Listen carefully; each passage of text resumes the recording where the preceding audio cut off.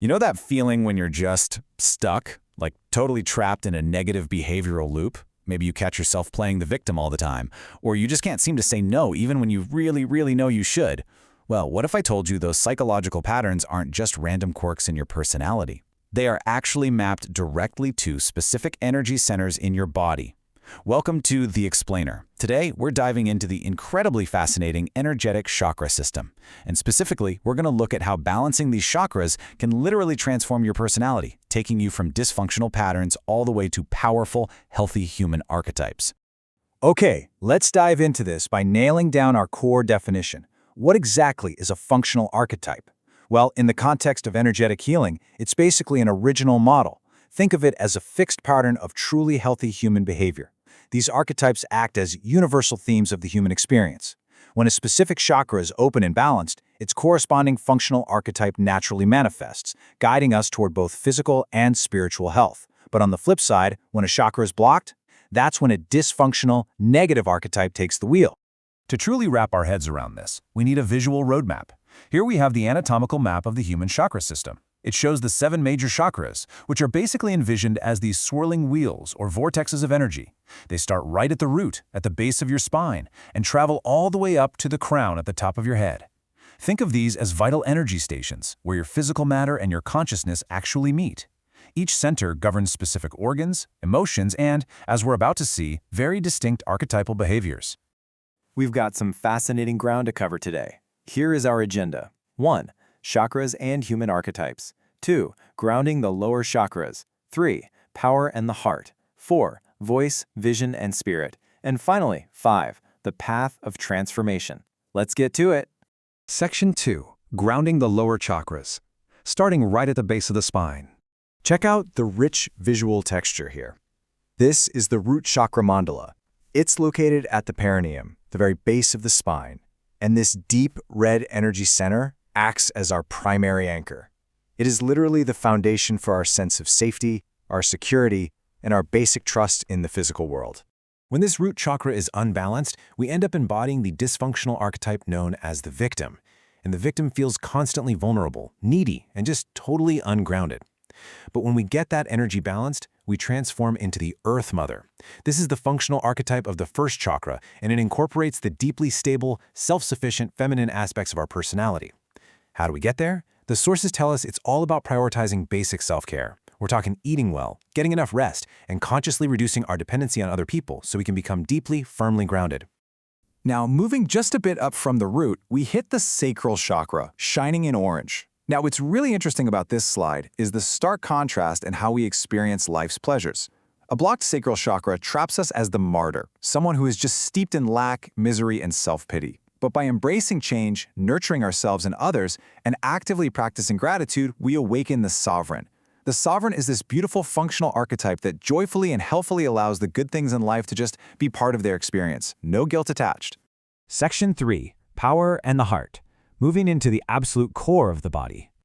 Here we have the vibrant green mandala of the heart chakra sitting right in the center of the chest. Together with the yellow solar plexus just below it, these two centers form the absolute powerhouse of the human energy system.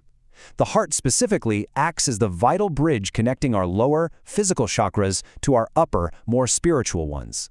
So let's look at that yellow solar plexus first. This is where we face choices about our personal power. The dysfunctional archetype here is the drudge, who depends entirely on others for recognition and approval. They really lack a strong, independent identity. But balance this center, and you become the spiritual warrior. This archetype possesses massive inner strength and relies on divine guidance rather than the ego to overcome external challenges. And to maintain this, you need strong self-discipline, a positive sense of self, and, I love this part, a wonderfully playful, humorous nature. You can see how this builds as we step up into the green heart chakra.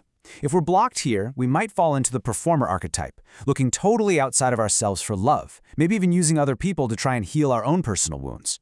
But the balanced, functional archetype, that's the lover. The lover loves themselves unconditionally. They are incredibly generous, free-spirited, and they literally just radiate positive energy to everyone around them. They keep that balance by staying centered, peaceful, and profoundly compassionate. Section 4. Voice, Vision, and Spirit. We are crossing the bridge into the higher energy centers now. Focus on this beautiful blue visual. This is the throat chakra, or Vishuddha. Located right at the throat, this chakra is a vital filtering point for your entire energy system. All the internal data from your lower and upper chakras passes through here. It gets sorted, organized, and then dispersed out into the world as your unique personal expression. And this brilliantly illustrates the undeniable mind-body connection. Look at the symptoms of an imbalanced throat chakra. Psychologically, it shows up as an inability to say no, constantly compromising your values, and just suffering in silence. But physically, the sources show that this psychological suppression directly correlates with actual physical ailments in the throat area, like thyroid disorders and acid reflux. Literally, when we swallow our truth, our physical body bears the burden. Wild, right? To heal this, let's look at the archetypes. An imbalanced throat gives us the masked self, someone who struggles immensely with self-expression and might even hide behind a constant clown persona to deflect from their actual truth. The functional archetype, though, is the communicator. The communicator has a clear speaking voice, expresses themselves with total clarity and purpose, and crucially, is a fantastic listener. You step into this by engaging in creative living and getting really honest in your communication with yourself and others. Moving up to the forehead, we find the indigo third eye chakra. Here, we're contrasting the rigid rationalist, who strictly adheres to limiting rules and kind of lacks imagination, with the highly intuitive psychic. Now, the psychic archetype doesn't mean you're gazing into crystal balls. It simply means you trust and rely on your deep instincts and intuition over strict, rigid logic. It's an archetype really common among artists, therapists, and healers, and you develop it through the active use of your imagination and visualization. Finally, we reach the crown chakra at the very top of the head, glowing with violet light. If you're blocked here, you might embody the egocentric, viewing the world in a purely mechanistic way, valuing only materialism and lacking inner spiritual resources. But when it's open and balanced, you become the guru. The guru realizes that absolutely all things are possible. They hold an expansive spiritual view of the world, keeping an open mind to new experiences while still living successfully right here on Earth. Section 5. The Path of Transformation. Let's talk about how to actually clear these blocks. The source texts provide a super clear, practical framework for this archetypal transformation. Step 1. Identify the dysfunctional archetype you're currently playing out. Awareness is literally always the first key. Step 2. Utilize tools like chakra meditation and targeted yoga. And step 3, which is hugely emphasized, take conscious personal responsibility for your choices and really recognize your own inherent worthiness. Now, if you're even a little skeptical about meditation, just look at these scientifically noted benefits. Physiologically, chakra meditation actually leads to decreased cortisol, which is your main stress hormone, along with lowered blood pressure and decreased muscle tension.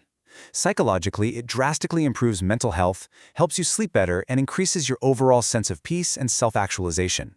So this isn't just mystical theory. It has immense practical utility for your biology and your mind. So, the crucial point is how we put this into practice to clear those energy blocks. We can use specific tools, like visualizing the distinct colors associated with each chakra.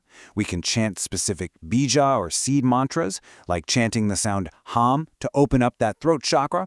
And we can utilize yogic postures, which literally physically stimulate the energy centers and glands to help restore total harmony to your system. We have ascended all the way from the root of our basic survival to the crown of expansive spiritual wisdom. And we've seen exactly how our psychological patterns, whether we're acting as the victim, the drudge, or the masked self, are deeply, inextricably tied to our physical energy centers.